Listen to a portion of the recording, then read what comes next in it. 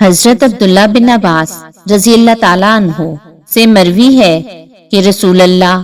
صلی اللہ علیہ وآلہ وسلم نے فرمایا، ہر شخص کے سر یعنی دماغ میں حکمت یعنی عقل ہوتی ہے، جس پر ایک فرشتہ مقرر ہوتا ہے۔ جب وہ تواضع اختیار کرتا ہے تو فرشتے سے کہا جاتا ہے کہ اس کی حکمت کو بڑھا دو، اور جب وہ تکبر کرتا ہے تو فرشتے سے کہا جاتا ہے کہ اس کی حکمت و دانائی میں کمی کر دو۔ حضرت زید بن ثابت رضی اللہ تعالیٰ عنہ سے مروی ہے کہ نبی صلی اللہ علیہ وآلہ وسلم نے فرمایا، جس شخص نے اللہ کے راستے میں کسی غازی کو تیار کیا، اس کے لیے غازی کے اجر کے برابر اجر ہے، اور جس شخص نے غازی کے گھر والوں کی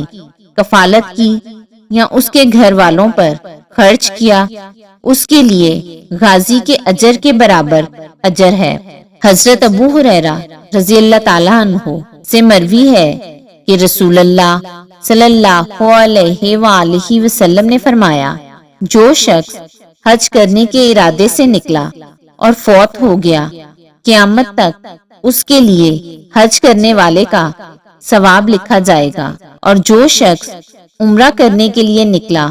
اور وفات پا گیا، قیامت تک اس کے لیے عمرہ کرنے کا ثواب لکھا جائے گا، اور جو شخص اللہ کے راستے میں جہاد کرنے کے لیے نکلا اور وفات پا گیا تو قیامت تک اس کے لیے مجاہد کا اجر لکھا جائے گا۔